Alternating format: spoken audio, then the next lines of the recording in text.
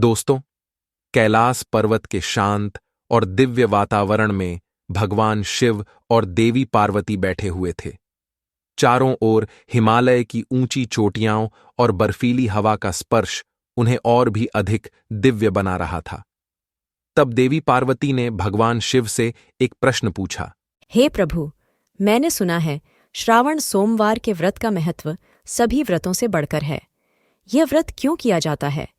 इस व्रत को करने से कौन सा फल मनुष्य को मिलता है? तथा हे प्रभु, इस व्रत को किसे करना चाहिए और किसे नहीं? इस व्रत के क्या नियम हैं? कृपया आप मुझे विस्तार से बताइए। भगवान शिव ने मुस्कुराते हुए उत्तर दिया, हे पार्वती, श्रावण सोमवार का व्रत प्रत्येक मनुष्य को करना चाहिए। यह व्रत हर विवाहित स्त्री और अविवाहित युवतियों के लिए अत्यंत महत्वपूर्ण है। इस व्रत को करने से सभी प्रकार की मनोकामनाएं पूर्ण होती हैं। जो भी इस व्रत को करता है, उस पर मेरी कृपा दृष्टि सदैव बनी रहती है। इस व्रत को करने वाले के सभी पापों का नाश होता है और उसे मोक्ष की प्राप्ति होती है। किंतु इस व्रत को करते समय नियमों का पालन करना अनिवार्य है। हे देवी, इस व्रत के नियम बताने से पूर्व मैं तुम्हें एक प्राचीन इतिहास सुनाता हूं। जो भी मनुष्य इस कथा का श्रवण करता है, उसके कोटि कोटि पाप नष्ट हो जाते हैं। उसे अनेक जन्मों तक श्रावण मास का व्रत करने का पुण्य इसी जन्म में प्राप्त हो जाता है। इसीलिए हे पार्वती, तुम इस कथा को ध्यान से सुनो। इस कथा को सुनने के बाद तुम्हें तुम्हारे सभी प्रश्नों के उत्तर मिल जाएंगे। देवी पार्वती कहती है, हे प्रभु, आपके मुख से इस कथा का श्रवण करना बड़े सौभाग्य की बात है। कृपया आप मुझसे वह कथा कहिए, मैं इसे ध्यान से पूरा अवश्य सुनूंगी। तब भगवान शिव देवी पार्वती को वह कथा सुनाने लगते हैं। बहुत समय पहले की बात है। मध्य देश में एक अत्यंत शोभायमान नगरी थी। उस नगरी में एक वैश्य रहता था, जिसका नाम था धर्मदास। धर्मदास का व्यापार बहुत ही सफल था और उसे समाज में काफी मान सम्मान प्राप्त था। उसके पास बहुत धन दौलत थी, परंतु वह अपने धन का उपयोग अच्छे कार्यों में करता था। धर्मदास की एक सुंदर पत्नी थी, जिसका नाम था सुमन।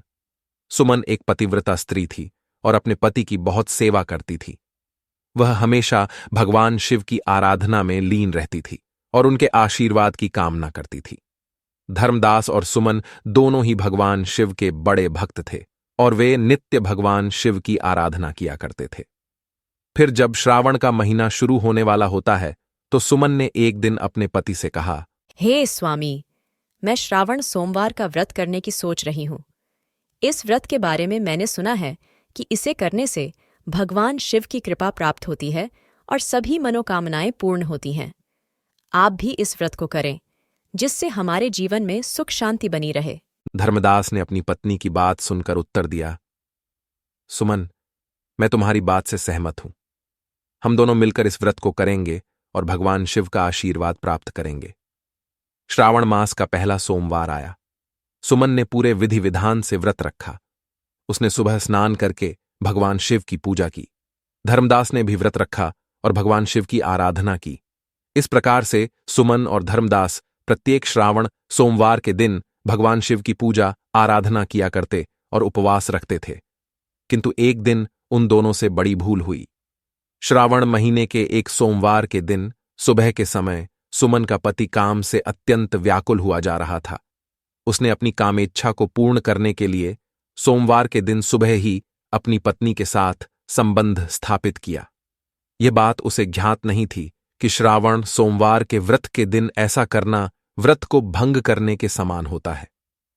जब धर्मदास ने श्रावण सोमवार के दिन सुमन के साथ संबंध बनाया, तो उसी क्षण उसका व्रत टूट गया और उसे महापाप लगा। फिर दूसरे दिन धर्मदास ने अपने व्यापार के सिलसिले में एक योजना बनाई। वह व्यापार करने के लिए विदेश जाना चाहता था। धर्मदास ने विदेश जाने के लिए नदी के मार्ग से जाने का निश्चय किया। इसीलिए अपने सेवकों से कहा, हे सेवकों, हमें व्यापार के लिए दूसरे देश जाना है, इसीलिए तुम एक नौका लेकर आओ। फिर जब धर्मदास अपने व्यापार के लिए जाने लगा, तब सुमन ने उससे कहा, हे स्वामी, आप सुरक्षित जाइए और जल्दी लौटकर वापस आइए। मैं आपका इंतजार करूंगी। तब धर्मदास कहते हैं, हे सुमन, तुम चिंता मत करो, मैं विदेश में चीजें बेचकर जल्दी से लौटकर आ जाऊंगा। फिर धर्मदास नौका में बैठकर नदी के रास्ते से विदेश जाने के लिए निकला। बहुत समय तक सफर करने के बाद अचानक से नदी में एक भयंकर तूफान आ गया। यात्रा के दौरान उसकी नौका एक भयंकर तूफान में फंस गई। उनकी नौका भयानक बवंडर में फंसकर डूबने लगी। नौका में फंसे सभी लोग जोर जोर से चीखने चिल्लाने लगे और फिर कुछ समय बाद वह नौका उन सभी के साथ नदी में डूब गई। इधर जब उसके पति की नौका डूबने का समाचार सुमन को मिला तो वह बहुत दुखी हो गई और जोर जोर से रोने लगी। सुमन की सास भी बहुत दुख से शोक विलाप करने लगी। सुमन की सास ने क्रोध में आकर सुमन से कहा, अरे पापिनी, तेरे ही पाप के कारण आज मेरे बेटे की नौका डूब गई है। तूने अवश्य ही कोई महापाप किया होगा। तब सुमन कहती है, हे सासू माँ, आप यह क्या कह रही है? मैंने कोई पाप नहीं किया है। मैं एक सच्ची पतिव्रता नारी हूँ। मैंने कभी अपने पति के लिए अशुभ विचार नहीं किया। सुमन की सास कहती है, अरे कुल्लटा, तू बहुत भोली बन रही है। मैं सब जानती हूँ। तेरी जैसी पापिनी स्त्रियों के पति जवानी में ही मर जाते हैं। तूने ही कोई न कोई घोर पाप किया है, जिस कारण से तू विधवा हो गई है। अब तू इस घर में निवास नहीं कर सकती, इसीलिए शीघ्रता से इस घर को छोड़कर चली जा। सुमन कहती है, हे सासू माँ, अब मैं कहाँ जाऊँ?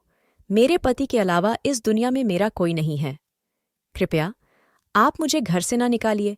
मुझे विश्वास है कि मेरे पति जीवित है और वे जरूर लौट कर आएंगे। सुमन की सास कहती है, अरे दुष्टा, तू मेरे बेटे को खा गई और कह रही है कि मैं तुझे इस घर में रहने दूँ।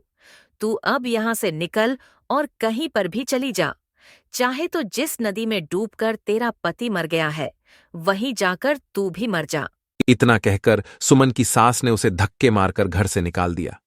सुमन घर से निकलकर चली जाती है। चलते चलते वह एक जंगल में पहुंच जाती है। उसी जंगल में एक विशालकाय वृक्ष होता है। उस वृक्ष के नीचे सुमन को एक प्राचीन शिव मंदिर दिखाई पड़ता है। सुमन उस मंदिर के पास जाती है तो देखती है उस स्थान पर कोई नहीं है। सुमन शिवलिंग के पास जाती है और भगवान शिव से प्रार्थना करने लगती है, हे प्रभु, मुझसे ऐसी क्या भूल हो गई जिसका मुझे इतना बड़ा दंड मिल गया? हे भोलेनाथ, आप तो दया के सागर है, समस्त चराचरों को माफ कर देते हैं। फिर मेरे द्वारा ऐसा क्या पाप हो गया जो क्षमा के योग्य नहीं था?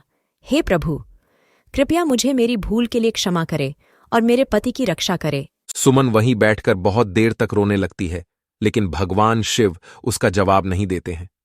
तब सुमन सोचती है, यदि मेरे पति की मृत्यु के लिए मैं ही जिम्मेदार हूँ तो मुझे जीवित रहने का अधिकार नहीं है। एक पतिव्रता स्त्री को उसके पति के साथ ही मर जाना चाहिए। फिर सुमन अपने प्राण त्यागने के बारे में सोचने लगती है। वह भगवान शिव से कहती है, हे प्रभु, मेरे द्वारा जो भी पाप हुए हैं उसके लिए मुझे क्षमा करो। अब मैं अपने प्राण देने जा रही हूँ। मैं उसी नदी में कूदकर अपने प्राण दे दूंगी जिसमें मेरे पति की नौका डूब गई है। ऐसा निश्चय करके सुमन उस नदी के पास पहुंच जाती है जिसमें उसके पति की नौका डूबी थी। ऊपर से भगवान शिव यह सब कुछ देख रहे थे। जब सुमन उस नदी के किनारे पहुंच गई और उसमें कूदने लगी, तभी भगवान शिव एक साधु का भेष धारण करके उस स्थान पर प्रकट होते हैं और सुमन से कहते हैं, हे पुत्री, रुक जाओ, ये क्या अनर्थ कर रही हो? सुमन देखती है एक साधु महाराज उसे रोकने का प्रयास कर रहे हैं। सुमन कहती है, हे मुनिवर, मुझे ना रोकिए। मुझे जीवित रहने का कोई अधिकार नहीं है। मेरे पति इसी नदी में डूबकर परलोक जा चुके हैं, इसीलिए अब मैं उनके पीछे जा रही हूँ। तब साधु कहते हैं, हे पुत्री, रुक जाओ। किसी भी मनुष्य को स्वयं के प्राण लेने का अधिकार नहीं है। यह महापाप कहाँ गया है? यह बात सुनकर सुमन कहती है, हे साधु महाराज, न जाने मेरे द्वारा कौन सा पाप हो गया है जिस कारण से मेरे पति मुझे छोड़कर परलोक चले गए हैं। तब वे साधु कहते हैं, हे पुत्री, मैं तुम्हारे बारे में जानता हूं, इसीलिए तुम चिंता और शोक छोड़ दो। तुम्हारे साथ जो हुआ है उसका कारण तुम्हारे द्वारा किया गया पाप ही है। सुमन कहती है, हे साधु महाराज, कृपया बताइए, मेरे द्वारा ऐसा कौन सा पाप हुआ है और उस पाप का प्रायश्चित मुझे कैसे करना चाहिए? वे साधु कहते हैं, हे पुत्री, तुमने और तुम्हारे पति ने श्रावण सोमवार के व्रत के दिन ही संबंध स्थापित किया है। यही कारण है कि तुम्हारा व्रत टूट गया है और इसका घोर पाप तुम्हें लगा है। साधु की बात सुनकर सुमन को अपनी भूल समझ में आ जाती है और वह साधु से कहने लगती है, हे साधु महाराज, आप सत्य कह रहे हैं। मेरे और मेरे पति के द्वारा यह घोर अनर्थ हुआ है जिसका मुझे ज्ञान नहीं था। हे मुनिवर, कृपया अब मुझे बताइए, मैं इस पाप से मुक्त कैसे हो सकती हूँ और मेरा मेरे पति से मिलन कैसे होगा। साधु रूपी भगवान शिव कहते हैं, हे पुत्री, भगवान शिव के सामने प्राण त्यागने का विचार तुम छोड़ दो। उन्होंने तुम्हारे लिए एक उपाय बताया है। यदि तुम इस उपाय को करती हो तो तुम्हारा पति तुम्हें वापस मिल जाएगा। सुमन कहती है, हे मुनिवर, कृपया शीघ्रता से बताइए, वह कौन सा उपाय है। मैं अपने पति को वापस पाने के लिए कुछ भी कर सकती हूँ। तब वह साधु कहते हैं, हे पुत्री, यदि तुम अगले श्रावण सोमवार का व्रत विधिपूर्वक करोगी और ब्रह्मचर्य का पालन करोगी तो निश्चित ही तुम्हारा व्रत सफल हो जाएगा और भगवान शिव की कृपा से तुम्हें तुम्हारा पति वापस मिल जाएगा। सुमन ने साधु के चरणों में गिरकर कहा, हे महाराज, मैं आपकी बात मानूंगी और अगले साल श्रावण सोमवार का व्रत करूंगी। साधु ने उसे आशीर्वाद दिया और कहा, तुम्हारा पति तुम्हें अवश्य वापस मिलेगा। भगवान शिव की कृपा से सब कुछ ठीक हो जाएगा। फिर वे ऋषि उस स्थान से अंतर्ध्यान हो जाते हैं। उस साधु का अचानक से अदृश्य हुआ देखकर सुमन अचंभित हो जाती है। उसे समझ में आ जाता है कि साक्षात भगवान शिव ही उसे दर्शन देने के लिए आए थे। सुमन ने भगवान शिव की बात मानी और शिव मंदिर में 1 साल तक रही। उसने ब्रह्मचर्य का पालन करते हुए व्रत किया और श्रावण मास के आने का इंतजार किया। उसने दिन रात भगवान शिव की आराधना की और अपने पति की सुरक्षा के लिए प्रार्थना की। अगले साल श्रावण मास आया और सुमन ने विधिपूर्वक व्रत किया। उसने ब्रह्मचर्य का पालन करते हुए भगवान शिव की पूजा की और अपनी मनोकामना पूरी होने की प्रार्थना की। व्रत के बाद भगवान शिव प्रकट हुए और उसे दर्शन देकर कहा, हे पुत्री, तुम्हारी भक्ति और पूजा से मैं प्रसन्न हूं। तुम्हें जो भी वर चाहिए मांग लो, मैं तुम्हारी मनोकामना को अवश्य पूर्ण करूंगा। तब सुमन कहती है, हे प्रभु, मेरे ही पाप के कारण मेरे पति से वियोग हो गया है। कृपया मुझे मेरा पति लौटा दीजिए। फिर भगवान शिव कहते हैं, हे पुत्री, तुम्हें तुम्हारा पति अवश्य प्राप्त हो जाएगा। अब तुम शीघ्रता से नदी के पास जाओ, तुम्हारा पति तुम्हें नदी के पास ही मिलेगा। इतना कहकर भगवान शिव अंतर्ध्यान हो जाते हैं। सुमन भगवान शिव को प्रणाम करती है और दौड़ती हुई नदी के पास गई और देखा कि उसका पति धर्मदास नौका में बैठकर आ रहा है। अपने पति को जीवित देखकर सुमन बहुत प्रसन्न हुई। फिर धर्मदास नौका से किनारे पर आ गया और नौका से उतरकर उसने सुमन को देखते ही कहा, सुमन, भगवान शिव ने हमारी रक्षा की है। मैं तुम्हारे पास वापस आ गया हूं। सुमन अपने पति को देखकर बहुत प्रसन्न हुई और उसने भगवान शिव का धन्यवाद किया। उसने कहा, प्रभु, आपकी कृपा से ही मेरे पति की जान बची है। मैं आपके प्रति सदैव कृतज्ञ रहूंगी। धर्मदास ने भी भगवान शिव का आभार व्यक्त करते हुए कहा, हे भगवान, आपकी कृपा से ही मैं जीवित हूं। हम दोनों सदैव आपके व्रत का पालन करेंगे और आपकी आराधना करेंगे।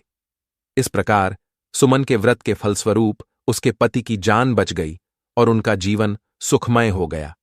यह कथा सुनकर देवी पार्वती ने भगवान शिव को प्रणाम किया और श्रावण सोमवार व्रत की महिमा को समझा। इस कथा से यह सिद्ध होता है कि श्रावण सोमवार का व्रत अत्यंत महत्वपूर्ण है और इसे विधिपूर्वक करने से सभी प्रकार की मनोकामनाएं पूर्ण होती हैं। भगवान शिव ने कहा, हे पार्वती, श्रावण सोमवार का व्रत केवल स्त्रियां ही नहीं बल्कि पुरुष भी कर सकते हैं। यह व्रत सभी के लिए लाभकारी है। जो व्यक्ति इस व्रत को विधिपूर्वक करता है उसे मेरी कृपा प्राप्त होती है और उसके सभी कष्ट दूर हो जाते हैं। हे पार्वती, अब मैं तुम्हारे दूसरे प्रश्न का उत्तर देता हूं। उसे ध्यान से सुनो। किन मनुष्यों को श्रावण सोमवार का व्रत नहीं करना चाहिए? पहली है, पति को छोड़कर दूसरे पुरुष के पास जाने वाली स्त्री। भगवान शिव ने बताया कि जो स्त्री अपने पति को छोड़कर किसी अन्य पुरुष के पास चली गई हो, उसे श्रावण सोमवार का व्रत नहीं करना चाहिए। यह आचरण सामाजिक और नैतिक दृष्टि से अनुचित माना जाता है। विवाह एक पवित्र बंधन है और इसमें विश्वास और वफादारी का महत्व सबसे अधिक होता है। पति को छोड़कर अन्य पुरुष के पास जाने वाली स्त्री ने अपने विवाह बंधन का उल्लंघन किया होता है। यह न केवल उसके पति के साथ विश्वासघात है, बल्कि समाज के नैतिक ढांचे के खिलाफ भी है। श्रावण सोमवार का व्रत, जो शिव पार्वती के आदर्श प्रेम और समर्पण का प्रतीक है, ऐसे व्यक्तियों द्वारा करना उचित नहीं है। दूसरा है पत्नी के अलावा अन्य स्त्री के साथ संबंध रखने वाला पुरुष। शिवजी ने कहा कि जो पुरुष अपनी पत्नी के अलावा किसी अन्य स्त्री के साथ संबंध रखता है, उसे भी श्रावण सोमवार का व्रत नहीं करना चाहिए। यह आचरण भी विवाह बंधन के प्रति वफादारी का उल्लंघन है। विवाह में पति और पत्नी के बीच निष्ठा और विश्वास का बंधन होता है और इसे तोड़ना नैतिक रूप से गलत है। इस प्रकार के आचरण से समाज में असंतोष और अशांति फैलती है। शिव पार्वती का आदर्श संबंध हमें प्रेम, विश्वास और समर्पण की शिक्षा देता है, और इस व्रत का पालन केवल वही कर सकते हैं जो इन गुणों का पालन करते हैं। तीसरे हैं मांसाहार करने वाले लोग। शिवजी ने मांसाहार करने वालों के बारे में भी स्पष्ट रूप से बताया कि उन्हें यह व्रत नहीं करना चाहिए। शिवजी पशुपतिनाथ हैं, जो सभी प्राणियों के रक्षक हैं। वे किसी भी प्राणी के प्राण लेने से क्रोधित हो जाते हैं। मांसाहार से प्राणियों की हत्या होती है और यह भगवान शिव के सिद्धांतों के विपरीत है। मांसाहार करने वाले लोग व्रत के पवित्र उद्देश्य को समझने और पालन करने में असमर्थ होते हैं। श्रावण सोमवार का व्रत आत्मसंयम और शुद्धि का प्रतीक है, और इसका पालन वही कर सकते हैं जो अहिंसा और शांति के सिद्धांतों का पालन करते हैं। चौथी है पति का अपमान करने वाली स्त्री। शिवजी ने यह भी कहा कि जो स्त्री अपने पति का अपमान करती है और उसका सम्मान नहीं करती, उसे यह व्रत नहीं रखना चाहिए। विवाह में पति और पत्नी के बीच प्रेम और सम्मान का बंधन होता है। अपमान करने वाली स्त्री इस बंधन का उल्लंघन करती है और व्रत के पवित्र उद्देश्य को नष्ट कर देती है। यह व्रत पति पत्नी के बीच प्रेम और सम्मान को बढ़ाने के लिए होता है। अपमान करने वाली स्त्री न केवल अपने पति का, बल्कि स्वयं का भी अपमान करती है। शिवजी के अनुसार ऐसे व्यक्तियों को श्रावण सोमवार का व्रत नहीं करना चाहिए, क्योंकि वे इसके मूल उद्देश्य को समझने और पालन करने में असमर्थ होते हैं। पांचवी है कपट भाव और बुरा आचरण रखने वाली स्त्री। जो स्त्री मन में कपट भाव रखती हो और दूसरों के साथ बुरा आचरण करती हो, उसे भी श्रावण सोमवार का व्रत नहीं करना चाहिए।